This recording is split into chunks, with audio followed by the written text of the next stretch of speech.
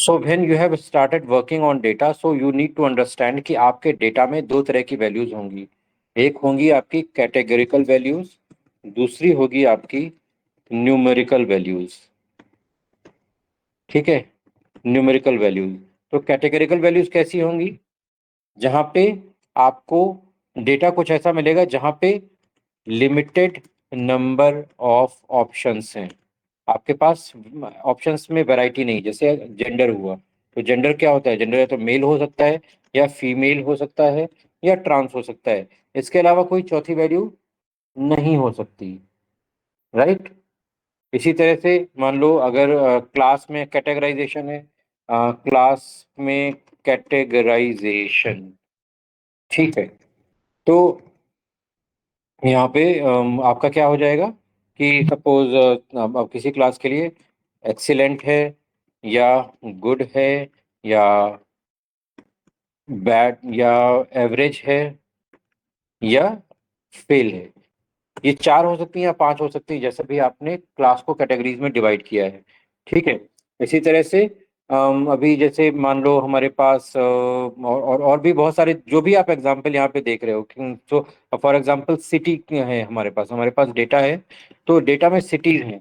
तो सिटीज में जो आपके वैल्यूज होंगी वो लिमिटेड होंगी। जैसे अब जैसे यहाँ पे हमने देखा कि यही हमारा डेटा था, तो इस डेटा में हमारे पास सपोज कैलिफोर्निया है, फिर कनाडा है, फिर आपके यहाँ पे हमारे पास और भी सिटीज थे। कौन कौन कौन से थे?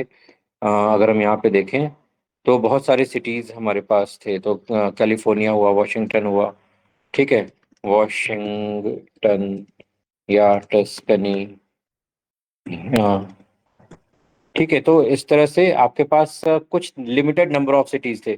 अब ये हो सकता है कि ये नंबर आपके डेटा में 600 ऐसे सिटीज हैं।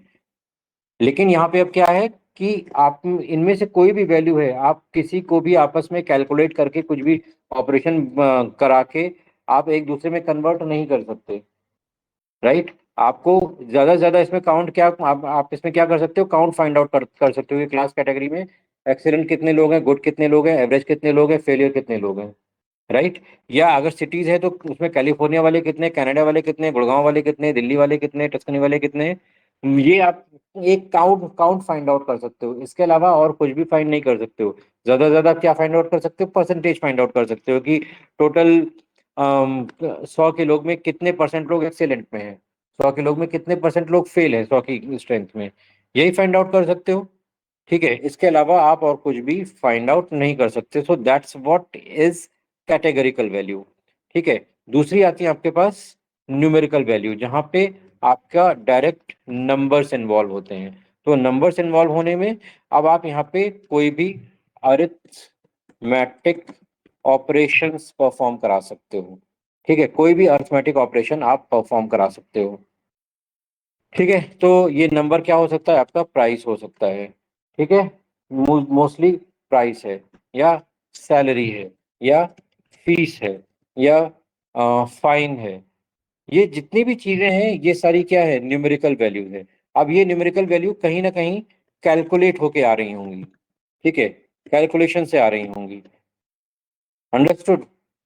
तो जहां पे आप अर्थमेटिक ऑपरेशंस परफॉर्म करा सकते हो वो आपका न्यूमेरिकल वैल्यूज होंगी। अब इन इसमें से अब जैसे सैलरी में क्या होता है? सैलरी में आपके पास डिफरेंट कंपोनेंट होते हैं। तो आपके पास बेसिक होता है, फिर डीए डीए होता है, फिर एचआरए होता है, फिर बोनस होता है, फिर ओवर टाइम होता है।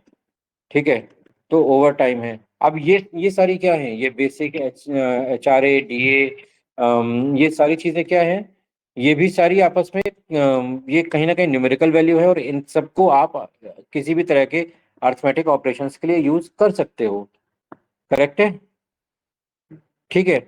तो जहां पे भी आप कैटेगरिकल वैल्यू यूज कर रहे हो, अगर आप यहाँ पे यूनिवेरिएट यूज कर रहे हो, तो अगर इनमें से कुछ भी आप यूनिवेरिएट ग्राफ में ले जाते हो, यूनिवेरिएट ग्राफ में ले जाते हो, और अगर क्योंकि अगर आप एक ही वेरिएबल पे एनालिसिस कर रहे हो, यूनिवेरिएट है, तो यूनिवेरिएट में अगर कैटेगरिकल वैल्यू है तो उसके लिए आप या तो बार बना सकते हो, या लाइन बना सकते हो, या एरिया चार्ट बना सकते हो।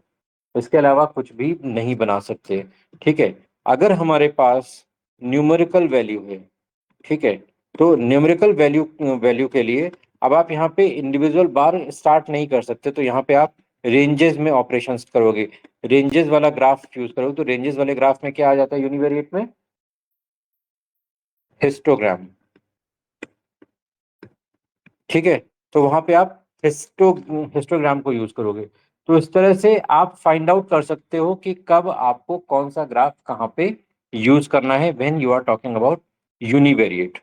Is it clear to everyone?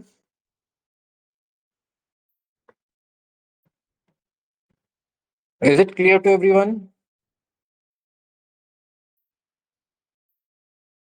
Yes, sir. Sir. Okay, great. हम सो यहाँ पे वही चीज की हुई है कि जब हमने यहाँ पे आपको सारे ग्राफ ऊपर दिखाए, ये सारे ग्राफ हमने अब जैसे यहाँ पे पॉइंट यूज कर रहे हैं, तो पॉइंट किसी भी दूसरी वाइन के पॉइंट्स को आप दूसरे वाइन के लिए किसी कैलकुलेशन में यूज नहीं कर सकते, राइट? वो वाइन है जो एक इंडिविजुअल एजेंसी ने, जो पॉइंट्स है इंडिविजुअल एजेंसी ने दिए हुए हैं, सो वहाँ पे क्राइटेरिया कुछ और है।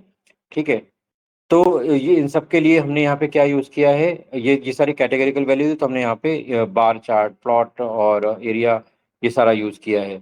और जहाँ पे भी प्राइस की बात आई, तो प्राइस के लिए फिर हमने क्या यूज किया, यहाँ पे हिस्टोग्राम को यूज किया, और फिर यहाँ पे रेंजेस में आया है। अब यहाँ पे जो आपकी वैल्यूज है वो इंडिविजुअल वैल्यूज नहीं है। ठीक है, यहाँ पे रेंजेस है कि 0 से 1000 के बीच में कितने हैं, 1000 से 2000 के बीच में कितने हैं, 2000 से 3000 के बीच में कितने हैं, वो सारी यहाँ पे रेंजेस में आ गया है। ठीक है, क्लियर है सबको? ठीक है, तो ये है हमारे सारे यूनिवेरिएट प्लॉट्स। इसके बाद हमारे पास आता है बाईवेरिएट, राइट? तो बाईवेरिएट में क्या होता है? बाईवेरिएट में बाईवेरिएट में जहाँ पे हमारे पास टू वेरिएबल्स हैं, अब आपके पास यहाँ पे एक वेरिएबल नहीं है, आप दो वेरिएबल पे कंपैरिजन करने जा रहे हो, राइट? तो दो वेरिएबल में कंपैरिजन पे बेसिकली अब हमने यहाँ पे देखा कुछ कुछ पिछली बार देखा था, कुछ अब इस बार हम देखते हैं। तो अब यहाँ पे दो वेरिएबल को हम कंपेयर कर रहे हैं, तो दो वेरिएबल कंपैरिजन में अब सपोज हमारे पास एक है यहाँ पे 1, और दो, हमारे पास दो वैल्यूज हैं यहाँ पे, 1 2 3 4 5 6 7 8 9 10, और दूसरी है हमारे पास 3 6 9 12 15 18 19, सॉरी 18 के बाद 21 24 27 एंड 30। ठीक है, हमारे पास अब ये सारी चीजें हैं। अब जैसे जैसे हमारे पास एक यहाँ पे ये इसको हम कह देते हैं कि हमारे पास बेस है, और ये हमारे पास रिजल्ट है। ठीक है, तो ये है हमारे पास रिजल्ट। ठीक है, तो बेस और रिजल्ट के बीच में अगर हम यहाँ पे रिलेशन फाइंड आउट करने की कोशिश करें, तो अभी हमें यहाँ से अगर हम डायरेक्टली देखते हैं तो हमें कुछ दिखाई नहीं दे रहा है, बस ये लग रहा है कि हाँ दोनों बढ़ते हुए नंबर्स हैं। ठीक है, लेकिन अगर इसी चीज को अगर आप ग्राफ में प्लॉट करने की कोशिश करोगे, तो क्या होगा, दोनों ग्राफ ऊपर की तरफ जाते हुए दिखाई देंगे। तो लेट मी शो यू, अगर हम यहाँ पे हम हमने लास्ट टाइम भी डिस्कस किया था, फॉर रिवीजन मैं आपको बता देता हूँ। चार्जर लगा होगा नीचे मेरी टेबल पे, इसका छोटा वाला पॉइंट, वो छोटा वाला अडेप्टर होगा स्विच पे ले। ठीक है, तो यहाँ पे अगर हम इसको प्लॉट करने की कोशिश करें, लेट मी रीशेयर, शायद आपको ये एक्सेल दिख नहीं रही होगी।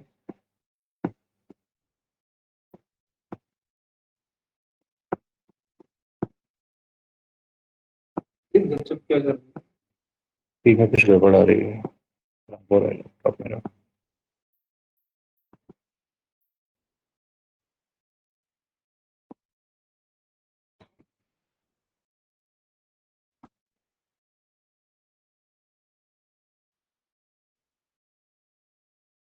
सो एक्सेल दिखाई दे रही है यहाँ पे?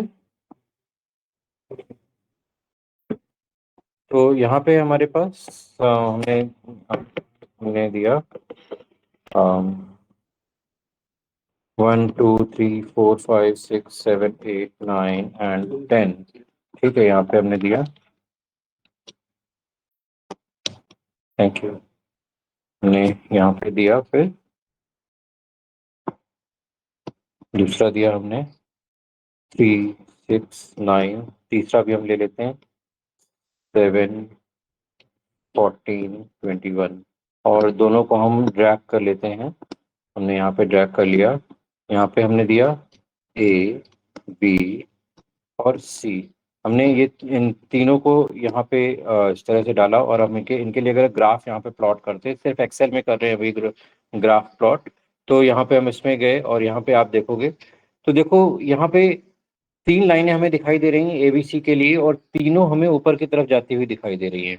बस ये है कि तीनों का जो एल्टीट्यूड है वो अलग अलग है, तीनों का जो एंगल है वो अलग अलग है, लेकिन एक जैसे एक बढ़ रही है वैसे दूसरी भी बढ़ रही है, वैसे तीसरी भी बढ़ रही है।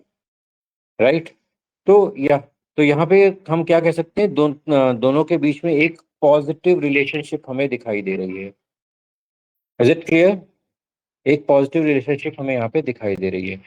लेकिन अगर हम यहाँ पे कुछ ऐसा कर देते हैं, सपोज यहाँ पे हमने 7 से स्टार्ट तो किया, 7 के बाद हमने यहाँ पे 9 दिया, 9 के बाद फिर से 8 आ गया, 8 के बाद 7 आ गया, और फिर हमने यहाँ पे दे दिया 14 दे दिया, और फिर हमने 55 दे दिया, फिर 96 दे दिया, और फिर हमने 11 पे आ गए, और फिर 34 एंड 25।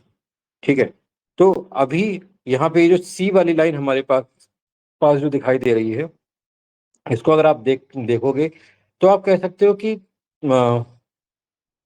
ए और बी से इसका कोई खास रिलेशन हमें दिख नहीं रहा है। राइट। इंक्रीज तो ए और बी तो दोनों इंक्रीज हो रही है, लेकिन जो सी है वो बहुत उसमें बहुत ज्यादा वेरिएशन है। तो हम ये नहीं कह सकते कि ए और बी की वैल्यू का सी पे कोई इफेक्ट पड़ रहा है। राइट। तो इस तरह से हम फाइंड आउट कर सकते हैं कि दोनों के बीच में क्या रिलेशनशिप है। तो वही चीज अब हम यहाँ पे जो हम ग्राफ देख रहे थे, इस ग्राफ के थ्रू भी हम फाइंड आउट करने की कोशिश करेंगे कि हमारे पास हम फाइंड आउट करने की कोशिश करते हैं। हमारे पास एक है प्राइस, दूसरा है पॉइंट्स। अब प्राइस और पॉइंट्स, हमारे पास दो चीजें हैं। हमारे पास वाइन की पूरी लिस्ट है, 150 वाइन्स हैं, 1.5 लाख वाइन हैं, 1.5 लाख वाइन की पूरी लिस्ट है। हर वाइन के प्राइस दिए हुए हैं, हर वाइन के पॉइंट दिए हुए हैं। अब हम देखना चाहते हैं कि दोनों के बीच में क्या रिलेशन है। राइट। क्योंकि ऑब्वियस सी बात है, हम हमें लगता है कि अगर जिसकी प्राइस ज्यादा है उसकी क्वालिटी ज्यादा अच्छी होगी। राइट।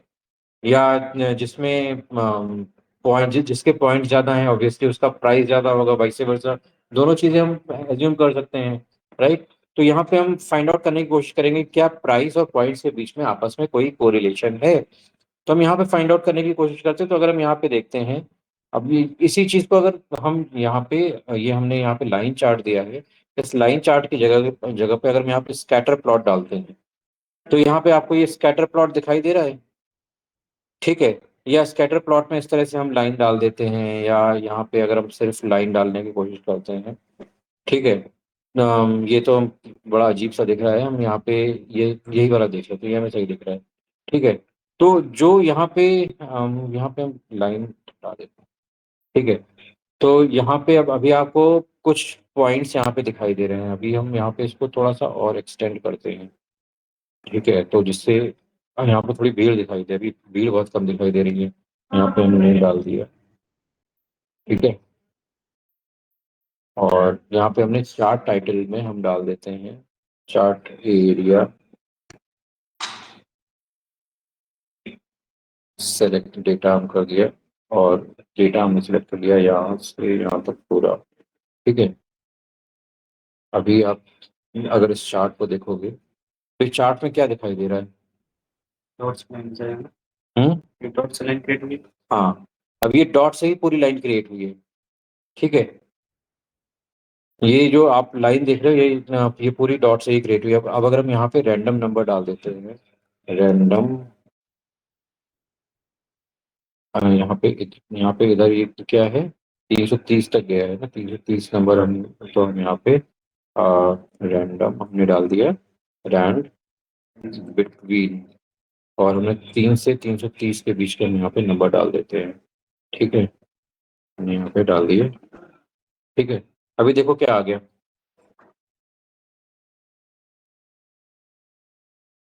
इसी तरह से हम इसको भी कर देते हैं यहाँ पे रैंड बिटवीन, और 7 से और 700 के बीच में हम कर देते हैं।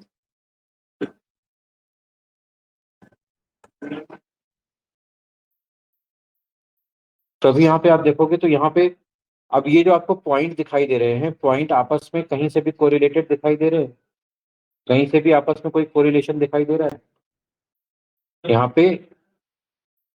अभी देखो आपके पास ये, अगर यहाँ पे आप देखोगे तो ये जो एक्स एक्सेस पे आपको क्या दिखाई दे रहा है, ये बी और सी आपको यहाँ पे इन दोनों कलर्स में दिखाई दे रहे हैं। सॉरी, फिर से मैं एक बार कर देता हूँ। चार्ट टाइटल, ये अभी चार्ट हटा के मैं फिर से करता हूँ। ठीक है, ये मैं यहाँ पे फिर से आपके लिए चार्ट बनाता हूँ, और इसको हमने यहाँ पे स्कैटर प्लॉट में डाल दिया। तो अभी आप यहाँ पे देख सकते हो कि हमें आपस में कोई भी कोरिलेशन इनमें दिखाई नहीं दे रहा है। अब ये कोरिलेशन हमें दिखाई क्यों नहीं दे रहा है, क्योंकि यहाँ पे हमने सारी रैंडम वैल्यूज डाली हुई है। ठीक है, अगर हम रैंडम वैल्यूज की जगह पे यहाँ पे हम डेफिनेट वैल्यू डालते, तो सपोज अगर हम यहाँ पे डाल दिया 3 और ये वैल्यू हमने यहाँ पे डाल दी। ठीक है, तो यहाँ पे आप देख सकते हो एक हमें डेफिनेट लाइन ऊपर की तरफ जाती हुई दिखाई दे रही है।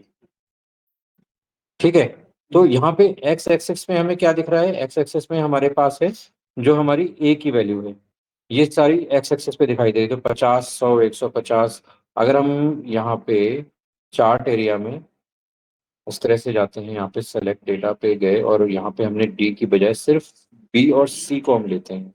ठीक है, अभी हम डी को नहीं ले रहे हैं। ठीक है, तो हमें हमें ये चार्ट किस तरह से दिखाई देगा, यहाँ पे ये देखो एक स्ट्रेट वे में चार्ट ऊपर की तरफ जाता दिखाई दे रहा है। अब ये क्यों है, हमारा जो एक्स एक्सेस है, एक्स एक्सेस पे हमारे पास ए है। ठीक है, और वाई एक्सेस पे हमारे पास बी है। ठीक है, और दोनों के बीच में स्ट्रेट एक लाइन हमें जाती दिखाई दे रही है, स्ट्रेट ऊपर की तरफ लाइन जाती दिखाई दे रही है। जैसे जैसे हमारी ए की वैल्यू बढ़ रही है, वैसे वैसे हमारी बी की वैल्यू वैसे वैसे हमारी बी की वैल्यू भी बढ़ रही है। ठीक है, ये अब ये आपको यहाँ पे लाइन दिखाई दे रही है, लेकिन ये एक्चुअली ये कलेक्शन ऑफ डॉट्स है, ये पूरा यहाँ पे पूरे डॉट ही डॉट हैं। ठीक है, अभी यही चीज अगर हम यहाँ पे इस तरह से करते हैं कि इसमें हमने जैसे ये हमने यहाँ पे लिंक किया था, अब हम यहाँ पे हम कर देते हैं इज इक्वल टू 4 यहाँ पे हमने 330 माइनस ये वैल्यू कर दी। ठीक है, अभी अभी अपोजिट डायरेक्शन में चलेगा, देखो। ठीक है, और हमने इसको भी अब ग्राफ में हमने इंक्लूड किया, ग्राफ में इंक्लूड करते हैं हम। हमारे पास ग्राफ है ये, इसको हम ग्राफ में इंक्लूड करते हैं। तो चार्ट डिजाइन पे गए, यहाँ पे सेलेक्ट डेटा, और यहाँ पे सी के साथ में हमने डी को भी इंक्लूड किया है। ठीक है, और हमने ओके किया।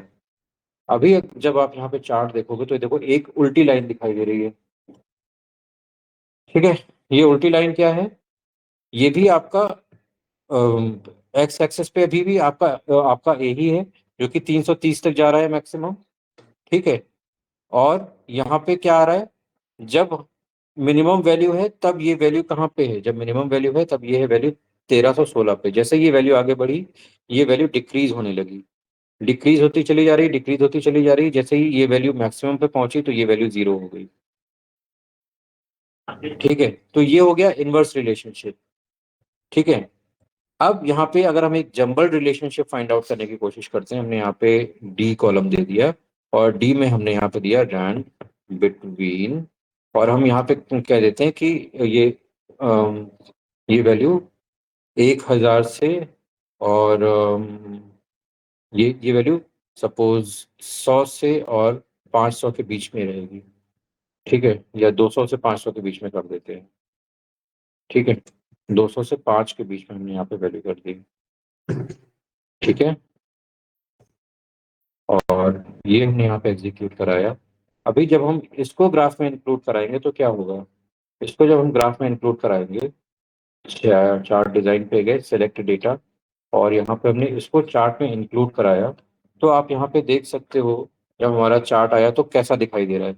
अब ये वैल्यू 200 से 500 बीच के बीच में वेरी कर रही है, राइट। अब चाहे ए की वैल्यू बढ़े या बी की वैल्यू बढ़े या सी की वैल्यू बढ़े, ये वैल्यू हमारी इसी रेंज में रहेगी, राइट। मतलब इसका एक्चुअल डेटा से कोई रिलेशन नहीं है। तो जब हमें ऐसे ही रिलेशनशिप फाइंड आउट करनी करनी होती है दो कॉलम्स के बीच में या दो वैल्यू के बीच में, तब हम बेसिकली इस तरह के चार्ट को यूज करते हैं। तो इस चार्ट को हम बोलते हैं बेसिकली स्कैटर्ड चार्ट। ठीक है। हाँ है अभी। नहीं नहीं, इसमें है, ये स्कैटर्ड चार्ट ही तो है, ये स्कैटर प्लॉट होता है। ठीक है, एक्सेल में ये सारे इम्प्लीमेंटेशन बहुत आसान है। यहाँ पे आपको, अब कठिन यहाँ पे भी नहीं है, बट यहाँ पे आपको कोड ध्यान रखना पड़ेगा। ठीक है। अब अगर आपको कोड को देखना है या कोड को सर्च करना है, तो अगर आप चैट जीपीटी पे जाओगे तो चैट जीपीटी पे भी आपको कोड मिल जाएगा। तो हम यहाँ पे अगर चैट जीपीटी पे जाते हैं, ठीक है, तो ये सारी चीजें, अब ऐसा नहीं कि आपको बहुत ज्यादा याद रखनी, चैट जीपीटी पे बहुत आराम से मिल जाएगा। सो यहाँ पे अगर आप सर्च करोगे, सपोज हमने सर्च किया Python code to implement the scatter plot between two variables. ठीक है, आपको सिर्फ इतना लिखना लिखना होगा और ये आपको कोड दे देगा। देखो उसने एग्जाम्पल भी दे दिया, यहाँ पे इसने एग्जाम्पल भी दे दिया, और यहाँ पे दे भी दिया प्लॉट डॉट स्कैटर। ठीक है, तो यहाँ पे एक्स और वाई दो लिस्ट बना दी हैं और दोनों को यहाँ पे प्रिंट कर दिया है। ठीक है, यही चीज अगर आपको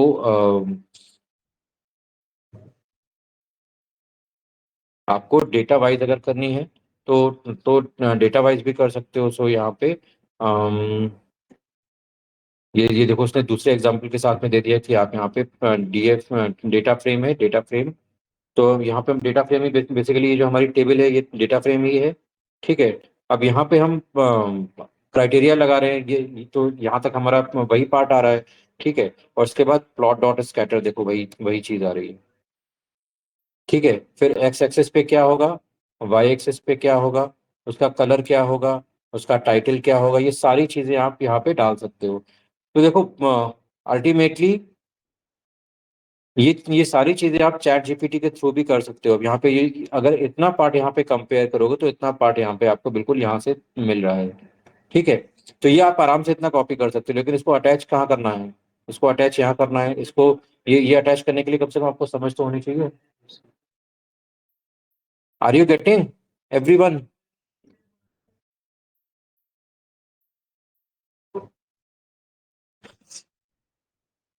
everyone, Chinki, Shreya, Tanvi, Rahul, Sachin.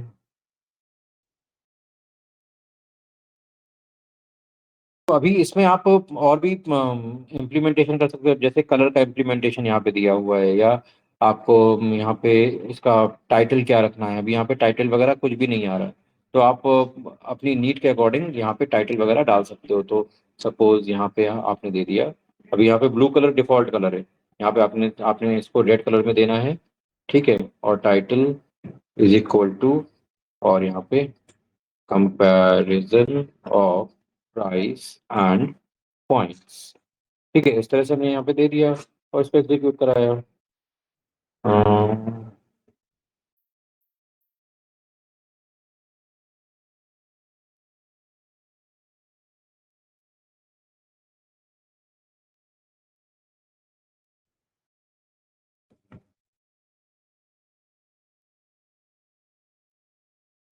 Oh sorry, और कॉमा कॉमा तो लगेगा यहाँ पे,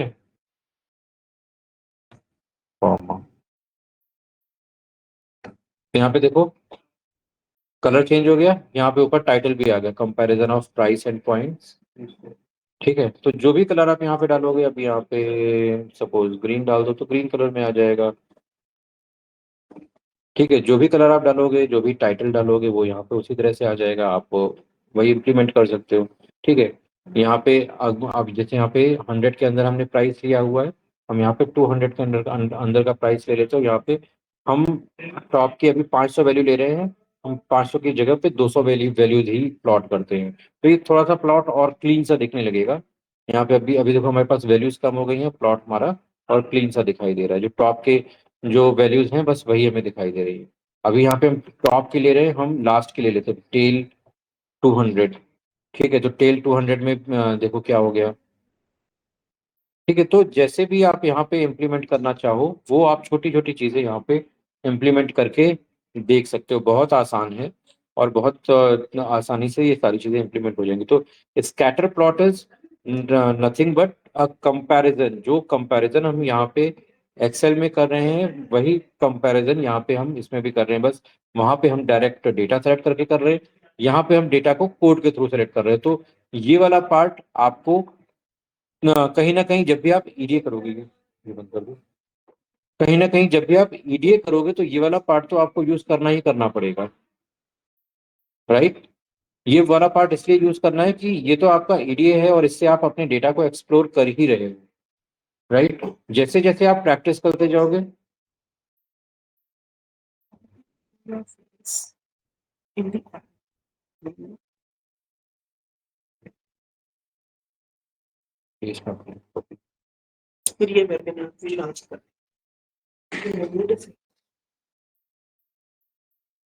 ठीक।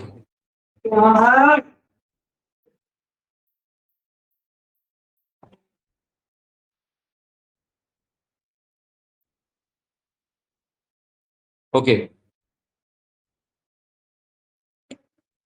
ठीक है, अब ऐसे ही हमने लास्ट टाइम पे हेक्स प्लॉट डिस्कस किया था, तो हेक्स प्लॉट में भी आप यहाँ पे इसी तरह से हम प्राइस और पॉइंट्स के बीच में कंपैरिजन करा रहे हैं। तो यहाँ पे प्राइस हमने यहाँ पे अगर सपोज 100 का प्राइस देते हैं, राइट, ग्रिड साइज आप यहाँ पे चेंज कर सकते हो। तो जहाँ पे आपकी डेंसिटी ज़्यादा होगी, जहाँ पे पॉपुलेशन ज़्यादा होगी वहाँ पे ज़्यादा ज़्यादा कलर दिखाई देगा, डार्क कलर दिखाई देगा, जहाँ पे कम होगी वहाँ पे कम कलर दिखाई देगा। ठीक है, इसी तरह से आपके पास यहाँ पे स्टैक्ड प्लॉट आता है। तो स्टैक्ड प्लॉट में क्या होता है, जहाँ पे भी हमारा डेटा जैसे अब यहाँ पे एक नया डेटा लिया हुआ है, ये है टॉप 5 वाइन स्कोर काउंट। ठीक है, ये पूरा डेटा है। और यहाँ पे इस डेटा को हम पहले इंपोर्ट करा लेते हैं। ठीक है, और इंपोर्ट कराने के बाद फिर हम इसको एग्जीक्यूट कराते हैं। ठीक है, तो यहाँ पे ये वाइन काउंट में ये डिफरेंट पॉइंट्स हैं, और उनके बेस पे उनकी जो भी क्वालिटीज हैं वो अलग अलग पॉइंट्स में दी हुई हैं। ठीक है, अब यहाँ पे वाइन काउंट कौन कौन से हैं, तो यहाँ पे वाइन काउंट के थ्रू लिया हुआ है हमने। ठीक है, डेटा का शेप है, यहाँ पे 21 रोज है, 6 कॉलम है। पिछले वाले डेटा में हमारे पास 1.5 लाख रोज थी, लेकिन ये छोटा सा डेटा है। ठीक है, इसमें थोड़ी बहुत वैल्यू मिसिंग भी आपको दिख रही है, तो यहाँ पे एक में यहाँ पे ये एन एन है, ये एन एन है, तो हमारे पास बेसिकली एक रेड ब्लेंड में और कार्डनी में हमारे पास दो वैल्यूज मिसिंग हैं। ठीक है, अब हम यहाँ पे इनको स्टैक्ड प्लॉट में डाल रहे हैं। तो स्टैक्ड प्लॉट में डालने का सेंस क्या है कि डेटा जब हमारा एक के ऊपर एक दिखाई दे रहा है, एक के ऊपर एक कैसे दिखाई दे रहा है। अब जैसे यहाँ पे आप ये देखोगे कि हमने इसको दिखाया है यहाँ पे वाइन काउंट, कि इनका सिर्फ हम काउंट दिखा रहे हैं। ठीक है, तो यहाँ पे simply wine count of head, तो हेड की मतलब टॉप 5 वैल्यूज हैं, उनके उनके बेस पे ये हम दिखा रहे हैं। और इसमें सिंपली प्लॉट डॉट बार, तो प्लॉट डॉट बार में अब यहाँ पे क्या क्या दिखाई दे क्या हमें दिखाएगा, ये जितने भी काउंट हैं अलग अलग टाइप्स के, उन उन सब की वैल्यूज यहाँ पे दिखाएगा। तो यहाँ पे पहली वैल्यू के लिए अब जैसे यहाँ पे 21 टोटल 21 वैल्यूज हैं। अगर हम यहाँ पे पहली चीज अगर हम हेड हटाते हैं, ठीक है, यहाँ पे मैं आपको छोटे छोटे ट्वीक करके इसलिए दिखा रहा हूँ जिससे आपको आउटपुट समझ में आए कि आउटपुट क्या आ रहा है। ठीक है, अभी यहाँ पे टोटल 21 रोज है। ठीक है, 21 रोज के लिए ये पूरा डेटा यहाँ पे आ गया, राइट। तो हर रो के लिए यहाँ पे एक आपको स्टैक दिखाई दे रहा है। ठीक है, ये पहली रो के लिए, दूसरी रो के लिए, तीसरी रो के लिए, फिर यहाँ पे सेवेंथ रो में देखो सबसे ज्यादा हाई दिखाई दे रहा है। आप अगर यहाँ पे सेवेंथ रो में देखोगे जाके तो वैल्यूज भी सबसे ज्यादा हाई दिखाई दे रही है। ठीक है, यहाँ पे सबसे ज्यादा इसके पॉइंट हैं, सबसे ज्यादा अम, बाकी में भी सबसे ज्यादा वैल्यू दिखाई दे रही है, मोस्टली दूसरों से काफी ज्यादा है। इस वजह से वो सबसे ज्यादा हाई पॉइंट पे दिखाई दे रहा है।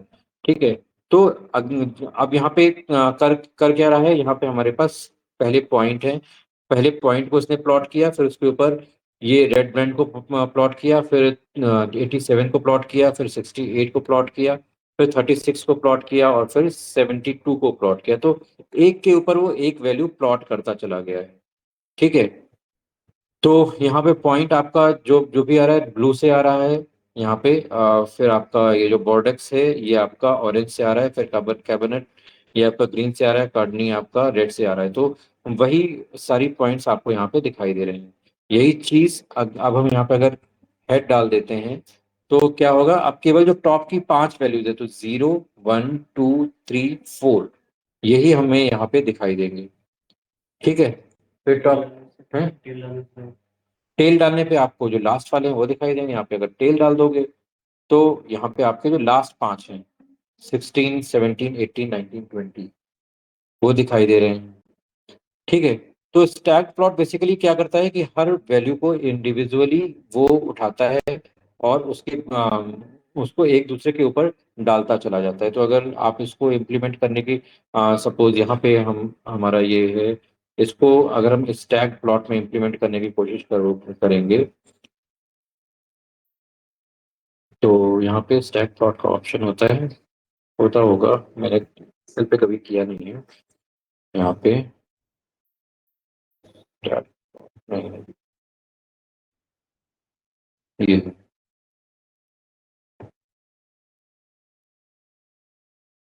ये देखो 330 है, तो 330 के यहाँ पे पूरे दिखा रहा है। हम यहाँ पे इसकी रेंज थोड़ी कम कर देते तो आपको समझ में आ जाएगा।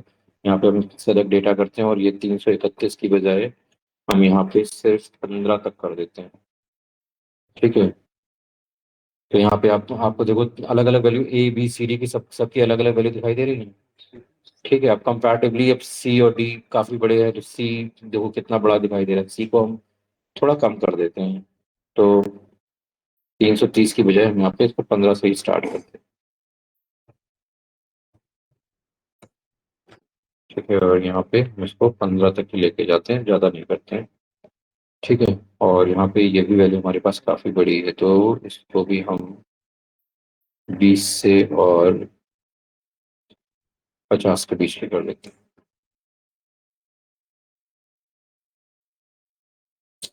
तो यहाँ पे आप देख सकते हो कि वैल्यूज कैसे हमारे पास हैं, जैसे ऐसे।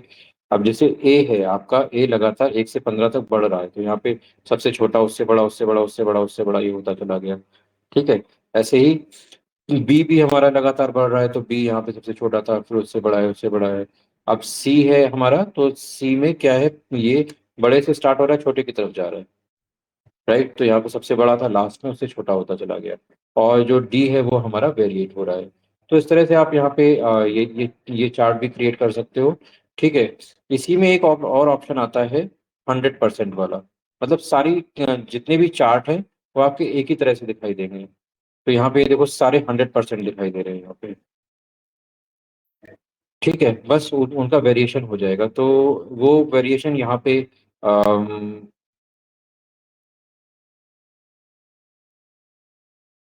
यहाँ पे भी वो वेरिएशन होता है। उसके लिए हम क्या करेंगे, वो मुझे देखना पड़ेगा। वो भी वेरिएशन आप यहाँ पे भी डाल सकते हो। उसमें एक ऑप्शन होता है, लेंथ लेंथ करके कुछ ऑप्शन आता है, वो देखना पड़ेगा मुझे। ठीक है, तो बेसिकली यहाँ पे बार प्लॉट का मतलब ये होता है कि एक के ऊपर एक सारी वैल्यूज हमें स्टैक होके दिखाई दे रही है। ठीक है, तो उसमें सारे कॉलम इन्वॉल्व हो जाते हैं। आपको जरूरी नहीं कि आप सारे कॉलम इन्वॉल्व करो, आप पर्टिकुलर कॉलम्स को यहाँ पे सेलेक्ट भी कर सकते हो। ठीक है, तो वाइंड आउट काउंट्स में आप, अगर आपको दो ही कॉलम डालने हैं, तो आप यहाँ पे 2 कॉलम्स को सेलेक्ट करके यहाँ पे लेके आ सकते हो। ठीक है, तो वही चीज आपका यहाँ पे ये बार है, उसी उसी के बेस पे यहाँ पे आप प्लॉट डॉट लाइन कर दोगे। ठीक है, तो प्लॉट डॉट लाइन में इंडिविजुअली यहाँ पे जो भी बार क्रिएट हुए उसी के बेस पे यहाँ पे लाइन क्रिएट होके आ जाएगी, उसी के बेस पे यहाँ पे आपका एरिया क्रिएट होके आ गया। ठीक है, तो बेसिकली ये जो पूरा आप यहाँ पे देख रहे हो, जो भी हमने इम्प्लीमेंट किया है यहाँ पे, हम मल्टीपल वैल्यूज को एक साथ कंपेयर कर रहे हैं। ठीक है, क्लियर क्लियर है सबको? ठीक है, इसी तरह से एक आता है यहाँ पे पेयर प्लॉट आता है। ठीक है, तो बाईवेरिएट लाइन चार्ट समझ में आ गया। बाईवेरिएट लाइन चार्ट के साथ में फिर आता है हमारे पास पेयर प्लॉट। पेयर प्लॉट क्या करता है कि जो भी हमारे पास वेरिएबल्स हैं उनको आपस में कंपेयर करना है, तो हमारे पास पेयर प्लॉट हो जाता है। अब पेयर में, अब जैसे मान लो ये एक हम यहाँ पे नया डेटा सेट लेते हैं। ठीक है, इस डेटा सेट में हमारे पास यहाँ पे iris.csv करके हमारे पास ये डेटाबेस है। ठीक है, इसको हमने इंपोर्ट किया। अब ये डेटा क्या है? ये डेटा है फ्लावर्स के बारे में। ठीक है, कि अलग अलग फ्लावर्स की स्पीशीज है, उसमें कितनी उसकी सेपल की लेंथ होती है, कितनी पेटल की लेंथ होती है, कितनी विड्थ होती है, कितनी कौन सी स्पीशीज होती है, वो सारी चीजें हैं। और इसमें लगभग हमारे पास 150 रोज हैं। ठीक है, अगर शेप देख रहे हैं तो 150 रोज है और 6 कॉलम है हमारे पास में। ठीक है, और इनके लिए हम यहाँ पे पेयर प्लॉट यूज करें। पेयर प्लॉट हमारा एसएनएस में आता है, तो एसएनएस हमने यहाँ पे यूज किया और उसमें पेयर प्लॉट हम लेके आए। ठीक है, अब यहाँ पे ये कर क्या रहा है? हमने, अब यहाँ पे अगर आप देखोगे तो यहाँ पे हमारे पास ID, sepal length, sepal width, petal length, petal width width और स्पीशीज, ये हमारे पास टोटल 6 रोज हैं। 6 रोज में अगर हम देखें तो हमारे पास आईडी का तो कोई यूज नहीं है। आईडी तो सिर्फ हमारे पास एक सीक्वेंस को जनरेट करने के लिए है, राइट? तो आईडी का कोई यूज नहीं है, तो हमें आईडी को प्लॉट नहीं करना है, बाकी सारी वैल्यूज को आपस में प्लॉट करना है। ठीक है, तो यहाँ पे क्या है, हमने यहाँ पे प्लॉट किया है। यहाँ पे हमने आईडी को ड्रॉप किया सबसे पहले। यहाँ पे आप देखोगे, यहाँ पे हमने दिया ड्रॉप आईडी। ठीक है, तो ड्रॉप आईडी का मतलब क्या होता है? ये हमने पहले भी पढ़ा है कि जब भी हमें किसी भी डेटा सेट से कोई भी वैल्यू ड्रॉप करनी होती है, तो हम वहाँ पे कोई भी कॉलम ड्रॉप करना, तो हम ड्रॉप स्टेटमेंट को यूज करते हैं। पैंडास में पढ़ा है ना? ठीक है, और परमानेंट ड्रॉप करना होता है तो हम क्या यूज करते हैं? Axis is equal to 1, right? हमें कॉलम से ड्रॉप करना है। ठीक है, नहीं ट्रांसपेरेंट, ट्रांसपोज होगा, ट्रांसपोज हम यहाँ कहाँ कर रहे हैं? चलो ठीक है, हम देखते हैं। ठीक है, एक्सेस इक्वल टू 1 मीन्स जब हमें कॉलम वाइज करना है। ठीक है, और जब हमें परमानेंटली ड्रॉप करना होता है तो हम क्या करते हैं? एक्सेस इज इक्वल टू 1 तो है, हमें हमें जब कॉलम वाइज ड्रॉप करना है, एक कॉलम वाइज होता है, एक रो वाइज होता है, तो हमें रो वाइज तो ड्रॉप नहीं करना है। हमें आईडी क्या है? कॉलम है, कॉलम ड्रॉप करना है, तो एक्सेस इक्वल टू 1 है। अगर हमें परमानेंट ड्रॉप करना होता है तो क्या करते हैं? एनीवन, किसी को याद है? पैंडास में हमने किया था, जब हमें कॉलम वाइज ड्रॉप करना होता है तो हम क्या क्या ऑप्शन यूज करते हैं?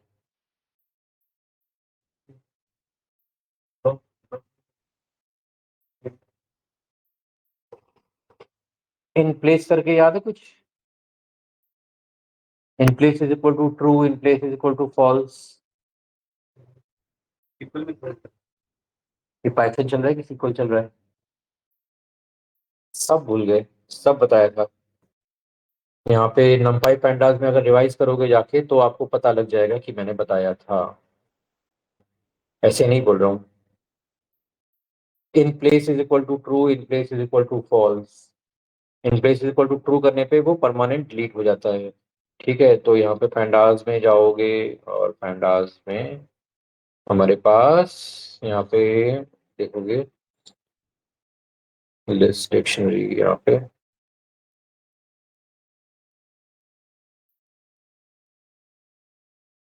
याद है ना, मैंने बताया था, मैं बता रहा हूँ। हाँ, तो सिलेक्शन, एडिशन, डिलीशन। ठीक है, तो यहाँ पे जब हम गए थे, ये देखो, ये in place is equal to true ऐसा कुछ पढ़ा था। यहाँ पे हम ड्रॉप कर रहे हैं, कॉलम को ड्रॉप कर रहे हैं। ये जो सम कॉलम हमने यहाँ पे ऊपर क्रिएट किया है, यहाँ पे हमने सम क्रिएट किया था ना, सम को क्रिएट किया था स्कोर इनटू एज करके हमने सम क्रिएट किया था।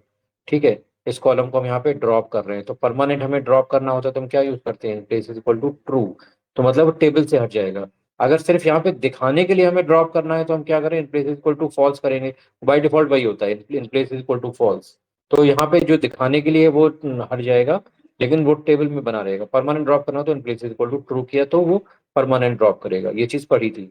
ठीक है, तो यहाँ पे हम टेबल से उसको जो आईडी है उसको दिखा नहीं रहे हैं, टेबल में तो है वो, राइट। तो यहाँ पे हमने in place is equal to false ही रखा है, तो फॉल्स का मतलब हमें नहीं देना है, बाय डिफॉल्ट वही होता है। ठीक है। अब यहाँ पे देखो एक ये ग्राफ बन के आया है। अब ये ग्राफ में आपको ग्राफ के अंदर बहुत सारे ग्राफ दिखाई दे रहे हैं। तो मैं थोड़ा सा एक बार इसको साइज को छोटा करूं, क्योंकि ये पूरा स्क्रीन में नहीं आ रहा है मुझे। फिर मैं बड़ा कर दूंगा। अभी सबको दिखाई दे रहा है? ठीक है। अभी यहाँ पे आप देखोगे तो हमें जो कॉलम दिखाई दे रहे हैं यहाँ पे sepal length, sepal width, petal length, petal width. ठीक है। इसी तरह से अगर आप रो में भी देखोगे तो petal length, petal width, sepal length, sepal width, ये चार हमें दिखाई दे रहे हैं। ठीक है। अब यहाँ पे आप देखोगे ये जो पहला, अगर नीचे से देखोगे यहाँ पे जो बीच वाला जो आपको डायगोनल में दिखाई दे रहे हैं, ये डायगोनल में क्या है? डायगोनल में आपको अलग दिखाई दे रहे हैं और बाकी अपर ट्रायंगल और लोअर ट्रायंगल बन रहा है। ठीक है। तो डायगोनल में क्या है? डायगोनल में यहाँ पे सेपल लेंथ है, और यहाँ पे देखोगे तो सेपल लेंथ है। ठीक है। इसी तरह यहाँ पे ये पेटल विड्थ है, यहाँ पे पेटल विड्थ है, यहाँ पे पेटल लेंथ है, यहाँ पे भी पेटल लेंथ है। मेरे माउस की मूवमेंट को ध्यान ध्यान से देखो जो मैं बता रहा हूँ। ठीक है। पेटल लेंथ का ग्राफ पेटल लेंथ के साथ, पेटल विड्थ का ग्राफ पेटल विड्थ के साथ, सेपल लेंथ का ग्राफ सेपल लेंथ के साथ, सेपल विड्थ का ग्राफ ये वाला सेपल विड्थ के साथ। ठीक है। तो मतलब आपस में ही ग्राफ हो रहा है, राइट। तो उसका कोई मीन नहीं बनता है। ठीक है। जब आप कोई दोनों कॉलम्स पे एक ही चीज लेके आओ तो क्या होगा, अल्टीमेटली वो साथ साथ ही चलेगा, तो उसका कोई मीनिंग नहीं बनता है। ठीक है। अब मीनिंग क्या बनता है? जब आप एक कॉलम को दूसरे कॉलम से कंपेयर कर रहे हो, राइट। तो यहाँ पे अब ये वाला, अब यहाँ पे मेरा माउस मूवमेंट देखना जो मैं बताने की कोशिश कर रहा हूँ, ये आप अक्सर आपके ये सारी चीजें यूज होती हैं। तो पहले अभी क्या बन रहा है वो छोड़ दो, पहले ये देखो कि इसमें क्या क्या चीजें हैं। सबसे पहले आपके यहाँ पे सेपल विड्थ के साथ में सेपल लेंथ। ठीक है। ये दिखाई दे रहा है सेपल विड्थ के साथ में सेपल लेंथ। ये है आपका पेटल लेंथ के साथ में सेपल लेंथ। ये है पेटल विड्थ के साथ में सेपल लेंथ। ठीक है। अब यहाँ पे ये ऊपर वाला देखो, ये क्या है? सेपल लेंथ के साथ में क्या है? Sepal width. तो सेपल लेंथ के साथ में सेपल विड्थ आपको और कहीं और दिखाई दे रही है? नहीं दिखाई दे रही है? हैं? पहचान कैसे पा रहे हैं? और छोटा करते हैं।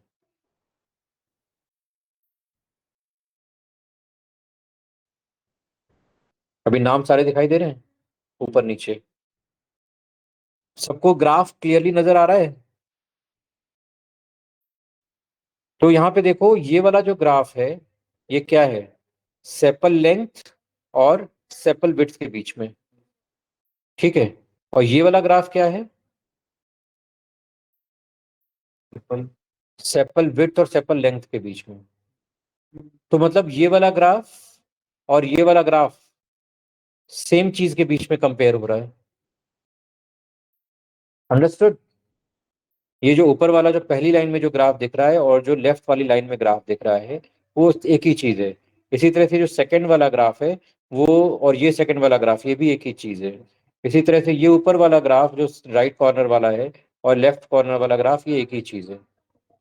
मतलब क्या है कि पूरे ग्राफ में आपको हर चीज दो बार नजर आ रही है। तो ये वाली चीज यहाँ पे यहाँ पे भी आ रही है, ये वाला ग्राफ यहाँ पे भी नजर आ रहा है, ये वाला ग्राफ यहाँ पे नजर आ रहा है, ये वाला ग्राफ यहाँ पे नजर आ रहा है, राइट। तो आपको अब देखना क्या है, आपको जब भी ऐसा ये आपको, इसको हम बोलते हैं पेयर प्लॉट। ये पेयर प्लॉट जब भी जनरेट होता है तो इसमें आपको या तो अपर ट्रायंगल देखना है या लोअर ट्रायंगल देखना है। आपको सारे ग्राफ देखने की जरूरत नहीं है, क्योंकि यहाँ पे ग्राफ रिपीट हो रहे हैं। आपको जो ये डायगोनल वाला ग्राफ है, ये तो नहीं ही देखना है, क्योंकि ये आपस में ही है। हम अपना कंपैरिजन अपने से ही कर रहे हैं, राइट। पूरे क्लास में हम अकेले अकेले बैठे थे, अकेले एग्जाम दिया, अकेले ही रिजल्ट आ गया, अकेले ही हम फर्स्ट आ गए, राइट। तो उसका कोई मीनिंग नहीं है। अब ये जो अपर ट्रायंगल वाला है, ये लोअर ट्रायंगल का ट्रांसपोज्ड वर्जन है और कुछ नहीं है। ठीक है। तो या तो आप अपर ट्रायंगल वाला देख लो या लोअर ट्रायंगल वाला देख लो, दोनों में से कोई भी एक देख लोगे तो आपका काम हो जाएगा जो आप कंपेयर करना चाहते हो। ठीक है। अब यहाँ पे अगर हम चलो हम लोअर वाला ले लेते हैं, हमारे पास देखने के लिए कंपैरेटिवली बेटर है। ठीक है, थोड़ा सा साइज बढ़ा देते हैं। ठीक है, तो अब हमें हमें लोअर ट्रायंगल पूरा हमें दिखना चाहिए। ठीक है, तो लोअर ट्रायंगल में अगर आप देखोगे तो यहाँ पे इस वाले अगर सेपल विड्थ और सेपल लेंथ के बीच में देखोगे तो हमें कोई भी खास कोरिलेशन दिखाई नहीं दे रहा है। राइट, यहाँ पे अगर पेटल लेंथ और सेपल लेंथ के बीच में देखोगे तो यहाँ पे कुछ कुछ हमें दिखाई दे रहा है कि जैसे जैसे इनिशियल में तो ज्यादा कुछ नहीं है, लेकिन जैसे जैसे ऊपर बढ़ रहा है तो थोड़ा थोड़ा कोरिलेशन दिखाई दे रहा है। राइट, थोड़ा थोड़ा कोरिलेशन, वैल्यू बढ़ती हुई चीजें ऊपर की तरफ दिखाई दे रही है। जैसे जैसे आगे जैसे जैसे सेपल लेंथ की वैल्यू बढ़ रही है, वैसे वैसे पेटल लेंथ की वैल्यू भी धीरे धीरे बढ़ रही है। दिखाई दे रहा है ये सबको? ठीक है, ऐसे ही आप अगर पेटल विड्थ और सेपल लेंथ के बीच में देखोगे तो भी हमें कोई खास कोरिलेशन दिखाई नहीं दे रहा है।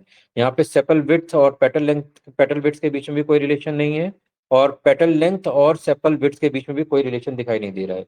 यहाँ पे पेटल लेंथ और पेटल विड्थ के बीच में अगर देखोगे तो थोड़ा सा कोरिलेशन हमें यहाँ पे दिखाई दे रहा है। तो जो हमें कोरिलेशन, कुछ पॉजिटिव कोरिलेशन दिखाई दे रहे हैं, उनमें से एक है पेटल लेंथ और पेटल विड्थ के बीच में, और दूसरा है पेटल लेंथ और सेपल लेंथ के बीच में। ठीक है, ये सबको नजर आ रहा है? चिंकी, श्रेया, तन्वी, सचिन? Yes, sir.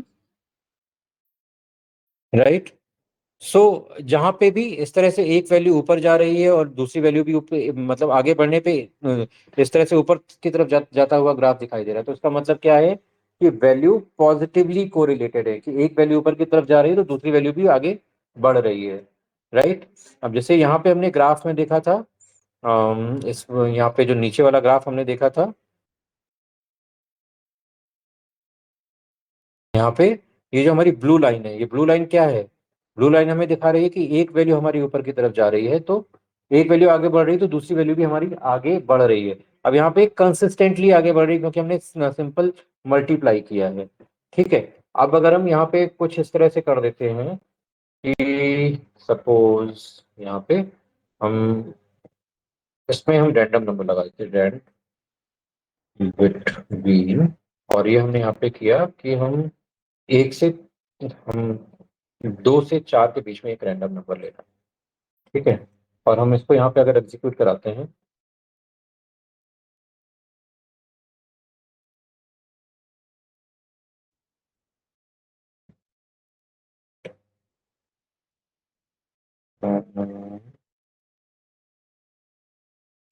2 से और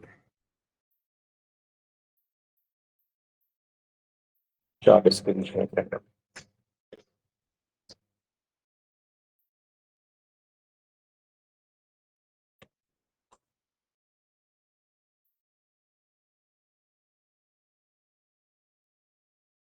अभी यार अभी देखो कि जब हमने रैंडम वैल्यू कर दी तो रैंडम वैल्यू में क्या हुआ कि ये जो हमें वैल्यूज अब दिखाई दे रही हैं, यहाँ पे ये कंसिस्टेंट वे में दिखाई दे रही है। मतलब अब इस पे हमारी जो एक्स एक्सेस पे जो वैल्यू इंक्रीज हो रही है उसका कोई खास असर नहीं हो रहा है, क्योंकि अब रैंडम वैल्यूज ऊपर से नीचे तक चल रही हैं।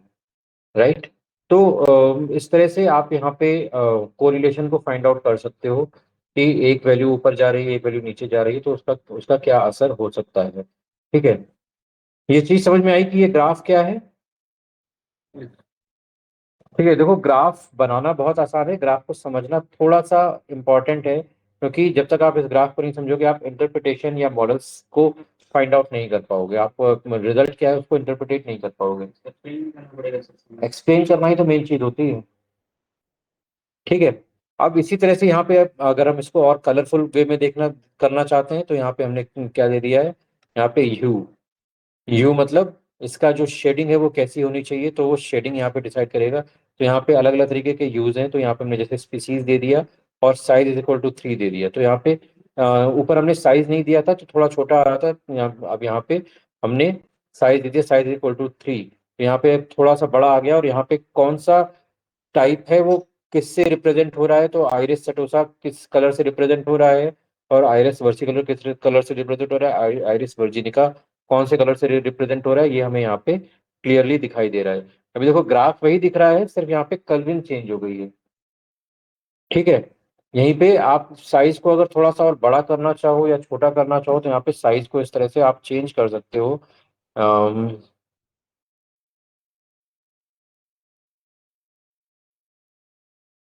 पे देखो साइज थोड़ा सा बड़ा हो के आ गया। ठीक है, यही चीज आप किसी दूसरे पैलेट में देना चाहते हो, यहाँ पे यू हमने स्पीशीज कर दिया और यहाँ पे पैलेट हमने रॉकेट दे दिया है। ठीक है, तो वही चीज है और हमारी दूसरे कलर में बन के आ गई है। ठीक है, तो आप कलरिंग अपने अकॉर्डिंग यहाँ पे चेंज कर सकते हो, यहाँ शेड्स है वो अपने अकॉर्डिंग चेंज कर सकते हो। वो अपनी नीड के अकॉर्डिंग कि क्या आपको प्रोजेक्ट में रिप्रेजेंट करना है। तो यहाँ पे ज़्यादा कुछ नहीं किया है, केवल एक यू का हमने एडिशनल यहाँ पे पैरामीटर दिया है और यहाँ पे पैलेट का हमने एक दूसरा पैरामीटर दे दिया है। ठीक है, तो ये अलग अलग वैल्यूज हैं, आप इस सेलेक्ट कर सकते हो, देख सकते हो कि किसमें क्या वैल्यूज आएगी।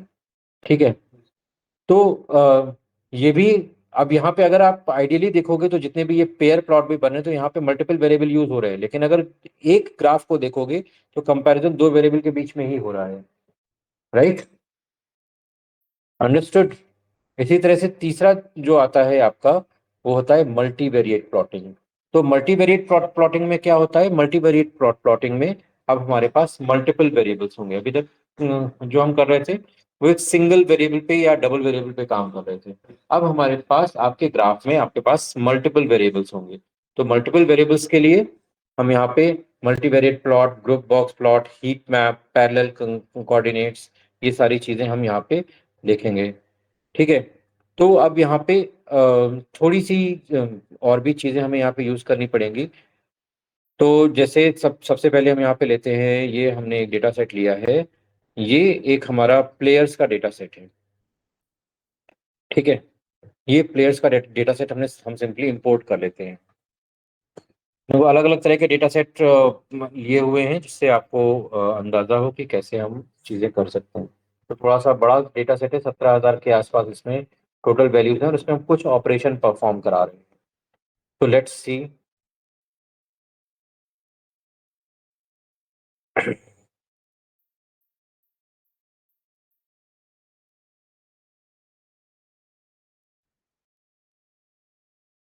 तो ये हमारे पास डेटा सेट इंपोर्ट होके आ गया। अभी हम यहाँ पे क्या कर रहे हैं, ये फुटबॉलर्स है, फुटबॉलर्स में डीएफ डॉट कॉपी। तो जो हमने यहाँ पे डीएफ में डेटा फ्रेम में हमने पूरा डेटा सेट इंपोर्ट किया है, उसकी जस्ट एक कॉपी क्रिएट कर रहे हैं जिससे हमारा जो ओरिजिनल डेटा सेट है वो एज इट इज बना रहे।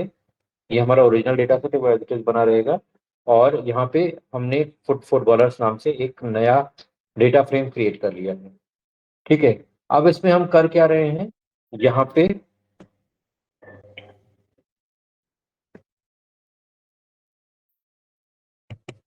यहाँ पे हम इस पूरे प्रोसेस पे हम यहाँ पे कुछ डेटा क्लीनिंग परफॉर्म कर रहे हैं। ठीक है, डेटा क्लीनिंग परफॉर्म करने में क्या है कि डिफरेंट चीजें हैं। अब जैसे यहाँ पे एक अलग अलग जगह पे जो वैल्यूज हैं वहां पे कहीं पे जीरो है, लेकिन वो जीरो है हमारा कैरेक्टर फॉर्म में आ गया है। राइट, तो जब वो कैरेक्टर फॉर्म में है तो हम उसको अपने कैलकुलेशन के लिए यूज नहीं कर सकते। राइट, जीरो जीरो वैल्यू है, उसको हम कहीं ना कहीं अपने कैलकुलेशन में लाना चाहते हैं लेकिन हम उसको यूज नहीं कर सकते। राइट, तो हम उसको क्या कर रहे हैं, उस जीरो वैल्यू को हम दूसरी वैल्यू से रिप्लेस कर रहे हैं। तो यहाँ पे जो करेक्टर जीरो है उसको हम यहाँ पे नॉर्मल जीरो से हम रिप्लेस कर रहे हैं।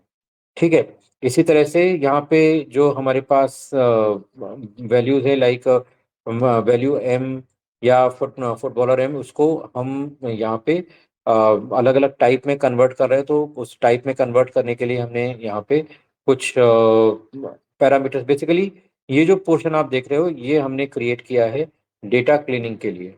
ठीक है, तो जब भी आप किसी भी डेटा सेट पे काम करोगे तो जैसे अगर आप प्रोजेक्ट पे काम करना शुरू करते हो तो प्रोजेक्ट पे काम करने में मॉडल करने में टाइम नहीं लगता है। प्रोजेक्ट पे काम करने में सबसे ज्यादा टाइम लगता है डेटा को क्लीन करने में। जो आपका डेटा है वो सही दिखना चाहिए, या जो हमारे अकॉर्डिंग जो हम प्रेडिक्ट करना चाहते हैं उसके उसके लिए हमें नए वेरिएबल्स क्रिएट करने होते हैं। तो वही काम हम यहाँ पे कर रहे हैं। तो यहाँ पे 3-4 स्टेप में हमने वही काम किया हुआ है। ठीक है। और इसको आप वन बाय वन भी एग्जीक्यूट करा के देख सकते हो कि ये वैल्यू एक्चुअली क्या आ रही है।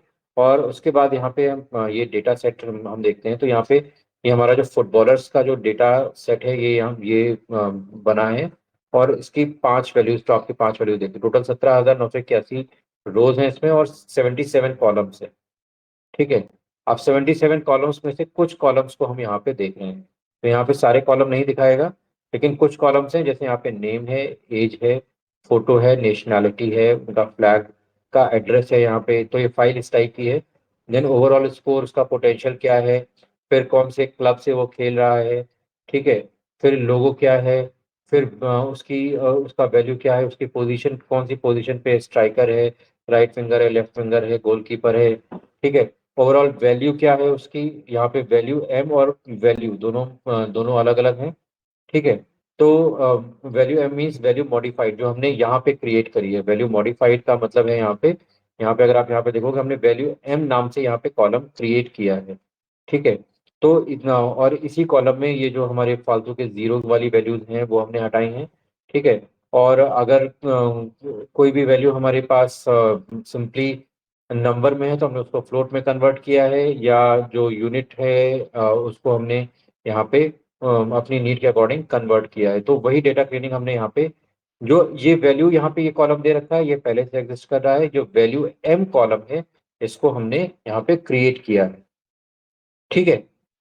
तो इसको क्रिएट करने का पर्पस यही है कि हम अपनी वैल्यूज हैं उनको सही अपने अकॉर्डिंग देख पाए। तो यही चीज अगर आप यहाँ पे टेल में भी देखना चाहोगे, तो टेल में भी आपको इसी तरह से वैल्यूज यहाँ पे दिखाई देंगी।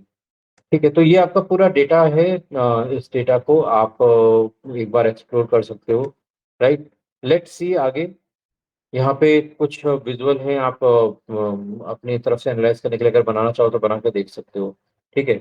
हम अपनी प्लॉटिंग के उस पे आते हैं कि हमें प्लॉटिंग क्या करनी है। तो सबसे पहले हमें देखना है कि अलग अलग पोजीशन वाले कितने कितने प्लेयर हैं। तो यहाँ पे सीबी, यहाँ पे हमने दिया फुटबॉलर्स पोजीशन। ये फुटबॉलर हमारे डेटा फ्रेम का नाम है।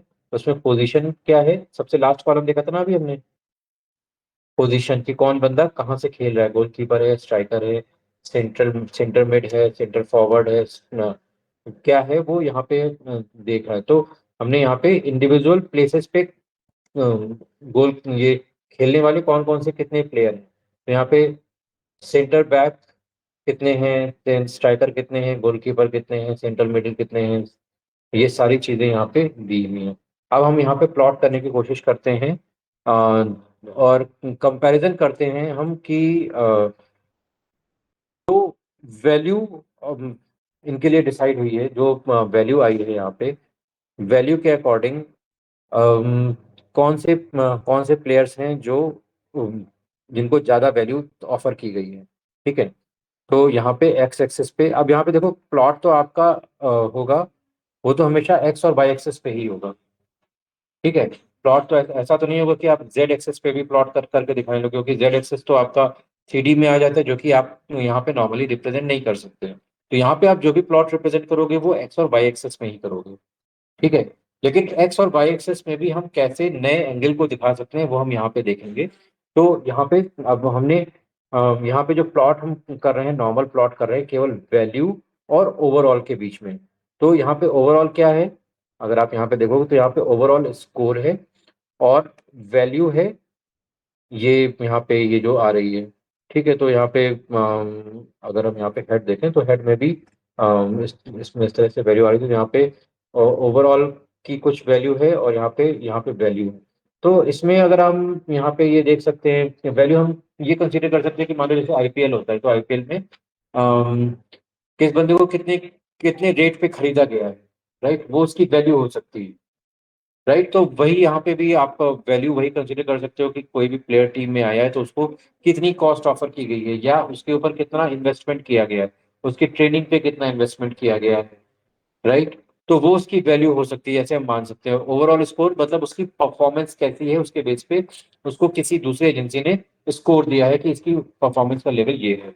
तो अब हम ये फाइंड आउट करने की कोशिश कर रहे हैं कि जो हमने उसको वैल्यू ऑफर की है और जो उसका एक्चुअल परफॉर्मेंस रेट है उसके बीच में क्या रिलेशन है, ये हम फाइंड आउट करने की एक सिंपल सी कोशिश कर रहे हैं। ठीक है, सबको समझ में आ रहा है कि हम क्या कर रहे हैं?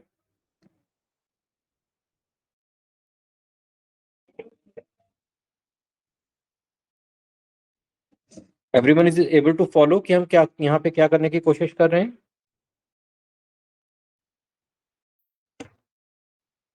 तो यहाँ पे एक्स एक्सेस और वाई एक्सेस के बीच में वैल्यू और ओवरऑल के बीच में हम यहाँ पे ग्राफ परफॉर्म करा रहे हैं। ठीक है, तो ओवरऑल कंपैरिजन तो हम न्यूमेरिक के बीच में ही करा रहे हैं, लेकिन अब यहाँ पे जो यहाँ पे आपको कलर दिखाई दे रहे हैं, ये कलर हमारा तीसरा डायमेंशन है। ठीक है, वो क्या दिखा रहा है कि हमें यहाँ पे स्ट्राइकर, गोलकीपर और सेंटर फॉरवर्ड, इन्हीं तीन को हमें प्लॉट करना है। ठीक है, तो हम सारे 17,000 को प्लॉट नहीं कर रहे हैं, केवल जो स्ट्राइकर है, जो गोलकीपर है और सेंटर फॉरवर्ड है वही हम कर रहे हैं। तो यहाँ पे आपके पास ये स्ट्राइकर है, दो 2200 स्ट्राइकर्स हैं, गोलकीपर है लगभग 2,000 और सेंटर फॉरवर्ड CF 205। तो लगभग हम यहाँ पे प्लॉट करने की कोशिश कर रहे हैं, यही 4,000 के आसपास, 4,500 के आसपास हमारे पास वैल्यूज हैं, उन्हीं को हम यहाँ पे प्लॉट कर रहे हैं। ठीक है, क्लियर है? तो वो क्या है, वो हमारा स्ट्राइकर, गोलकीपर और सेंटर फॉरवर्ड, ये है हमारी पोजीशन। तो हमने यू में क्या दे दिया, हमने यू में दे दिया पोजीशन। ठीक है, अब पोजीशन के कलर हमें अभी यहाँ पे हम कलर अपनी तरह से डिसाइड नहीं कर रहे हैं, ये कलर बाय डिफॉल्ट दे रहा है। ठीक है, तो यहाँ पे पूरा देखो, यहाँ पे SNS, यहाँ पे सीबॉल को हमने इंपोर्ट किया है SNS के अंदर LM प्लॉट। ठीक है, this is called LM plot. और इसमें हमने यहाँ पे एक्स एक्सिस पे वैल्यू, बाय एक्सिस पे ओवरऑल, और यहाँ पे जो हमें जो यू देना है वो पोजीशन पे देना है, मतलब पोजीशन पे हमें डिस्टिंग्विश करना है हर वैल्यू को। और यहाँ पे हमने क्या दिया, सिर्फ वही डेटा फॉरवर्ड कर रहे हैं जो हमारा स्ट्राइकर, गोलकीपर और सेंटर फॉरवर्ड में है। इसके अलावा हम यहाँ पे चौथा डेटा कोई भी नहीं दे रहे हैं। ठीक है, तो यहाँ पे जब हमने इसको एग्जीक्यूट कराया, तो अभी आप देखोगे कि वही चीज हमारे पास आ गई जो यहाँ पे है। अभी यहाँ पे अगर आप कुछ और डालना चाहते हो, जैसे हमने यहाँ पे सेंटर बैक डाल दिया, तो अब यहाँ पे हमारे पास और भी वैल्यूज आ जाएंगी। तो यहाँ पे देखो एक चौथा कलर भी आ गया, ये सेंटर बैक है। अब यहाँ पे आप देखोगे कि एकदम से यहाँ पे जो वैल्यूज स्टार्ट हुई हैं, ये यहाँ पे 0 से स्टार्ट हुई हैं, लेकिन जो ओवरऑल हमारे पास जो पॉइंट मिले हुए हैं, वो एकदम 0 से स्टार्ट नहीं हो रहे, वो हमारे लगभग 50 या ये मान लो 20 के आसपास से स्टार्ट हो रहे हैं। राइट, और यहाँ पे एकदम से ग्राफ नीचे से ऊपर गया है और यहाँ पे जाके फिर आगे जाके धीरे धीरे स्टेबल हो गया है। ठीक है, इसमें बहुत सारे ऐसे हैं कि जो जिनकी वैल्यू भी हाई है और उनको पॉइंट भी बहुत ज्यादा हाई मिले हुए हैं। ठीक है, तो आप यहाँ पे कंक्लूड कर सकते हो कि there is definite relationship between value and overall. Overall और वैल्यू के बीच में हमें एक रिलेशनशिप फाइंड आउट हो रहा है। इनिशियल में हमें लग रहा है कि बिल्कुल, क्योंकि यहाँ पे जो पॉइंट्स मिले हुए, पॉइंट्स अगर आप यहाँ पे टेल में देखो, टेल में अभी हमने देखा था जो पॉइंट्स मिले हुए, तो पॉइंट 0.05, 0.115, इस तरह से भी हमें पॉइंट्स इनिशियल में दिखाई दे रहे थे। अगर हम यहाँ पे सपोज टेल की हम सपोज 30 वैल्यूज लास्ट की लेके देखते हैं। ठीक है, तो यहाँ पे अगर आप देखोगे तो वैल्यू में यहाँ पे आपको 0.5, 0.3, 0.5, 0.6, इस तरह से बहुत लोअर साइड में भी वैल्यू यहाँ पे हमें दिखाई दे रही है। और जबकि इनकी जो ओवरऑल वैल्यू है, वो ओवरऑल स्कोर है, वो 46, 47, 48 इस यहाँ से स्टार्ट हो रहा है। ठीक है, तो इसीलिए हमें ये जो ग्राफ दिखाई दे रहा है, यहाँ पे 0 के पास एक हमें हमें हमें एक स्टीप दिखाई दे रहा है। ठीक है, यहाँ पे एक स्टीप दिखाई दे रहा है, जैसे ये आगे बढ़ता है धीरे धीरे आगे चल के ये ग्राफ थोड़ा सा हमारे पास एक रिलेटिव पोजीशन में दिखाई देने लगता है। अगर आप यहाँ पे यू नहीं डालते हो, राइट, सपोज हम इसको अगर इस तरह से करते हैं, हम यहाँ पे एक नया बना लेते हैं और इसी को हम कॉपी करते हैं। ठीक है, अगर हम यहाँ पे अम,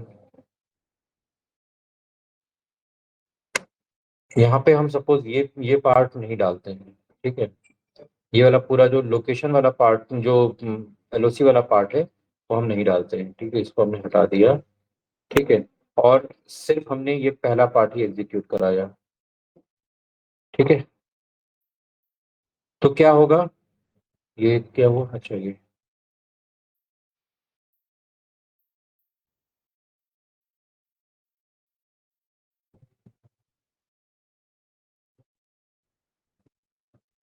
ठीक है, केवल हमने यहाँ पे इसी को दिया है। और अभी यहाँ पे जब ये इम्प्लीमेंट कराएगा, अभी देखो यहाँ पे क्या आया। अभी यहाँ पे इसने सारी पोजीशन का हमें डेटा दिखाया है। ठीक है, तो यहाँ पे इसने जो कलर दिखाया है वो कलर यू इस यू के बेस पे ही दिखाया है। ठीक है, अगर हम इसको नहीं डालते हैं तो ये सिंपली एक बाई वेरिएट प्लॉट हो जाता है, दो वेरिएबल के बीच में कंपैरिजन हो जाएगा। लेकिन यहाँ पे यू के थ्रू हम एक तीसरा वेरिएबल भी यहाँ पे हम दिखाने की कोशिश कर रहे हैं। राइट, अगर आप यू नहीं डालोगे तो सिंपली यहाँ पे एक मोनोक्रोमेटिक ग्राफ आ जाएगा, एक सिंगल कलर में ग्राफ आ जाएगा। और सिंगल कलर कलर आने के बाद आप देख सकते हो कि क्या वो ऐसा ही दिखाई देगा, जैसे यहाँ से ऊपर उठता हुआ दिखाई दिया है और यहाँ पे इस तरह से लास्ट में फ्लैट हो गया है। ठीक है, वो सिंगल कलर में आ जाएगा। लेकिन यहाँ पे जो डिफरेंट कलर आपको दिखाई दे रहे हैं, वो कलर आपको इसलिए दिखाई दे रहे हैं कि हमने यहाँ पे यू को यूज किया हुआ है। ठीक है, अब इसी में आप अपनी अपनी चॉइस के लोगों को देखना चाहते हो तो वही आपको ऊपर वाला जो फॉर्मेट है वो यूज करना पड़ेगा। तो जो हमने यहाँ पे यूज किया था, ये वाला पार्ट। ठीक है, अगर आपको पूरा देखना है तो आपको यहाँ पे कुछ भी देने की जरूरत नहीं है। ठीक है, लेकिन अभी यहाँ पे हमें क्या चाहिए, हमें सिर्फ striker, goalkeeper, centre forward and centre back वालों का डेटा चाहिए। तो हमने उनका डेटा सेलेक्ट कर लिया। तो ये चीज हमने याद है हमने पढ़ी थी इसमें, पाइथन में पढ़ी थी कि अगर हमें किसी पर्टिकुलर कॉलम की वैल्यू चाहिए तो हम कैसे फाइंड आउट करेंगे। तो ये सब पाइथन, ये पैंडास ही है। जब तक पैंडास की प्रैक्टिस नहीं करोगे तब तक ये चीज भी नहीं कर पाओगे। ठीक है, क्योंकि ये जो कोड है, ये जो आप यहाँ पे एलएम प्लॉट देख रहे हो, एक्स एक्सेस में क्या डालना है, वाई एक्सेस में क्या डालना है, यू में क्या डालना है, ये फिक्स है। राइट, एक्चुअल चीज यही है कि आप उसमें वेरिएशन कैसे लेके आ रहे हो। तो ये चीज जो आ रही है ये पैंडास से ही आ रही है। तो जब तक पैंडास को आप अच्छे से नहीं पढ़ोगे तब तक ये चीज भी नहीं कर पाओगे। क्लियर है? तो यहाँ पे आप ओवरऑल रिजल्ट देख सकते हो। यहाँ पे जितने भी विजुअल दिखाई दे रहे हैं, तो एक्स एक्सेस पे क्या है, वाई एक्सेस पे क्या है। ठीक है, और उसके बाद फिर हमें रिजल्ट क्या मिला, तो वो सारी चीजें हम यहाँ पे देख सकते हैं। मैं इसको हटा देता हूँ। ठीक है, ये क्लियर है सबको? यहाँ पे हम सेंटर बैक भी हटा देते हैं। तो इस तरह से आपके पास बहुत सारे ग्राफ हो जाते हैं। अब यहाँ पे जो ऊपर वाला था, यहाँ पे सब हमें, यहाँ पे गोल डब्बे ही दिखाई दे रहे हैं, सारे सर्कल दिखाई दे रहे हैं। अब हमें चाहते हैं कि जितने भी ये सारे अलग अलग कलर में भी आए, सॉरी अलग अलग शेप में भी आए।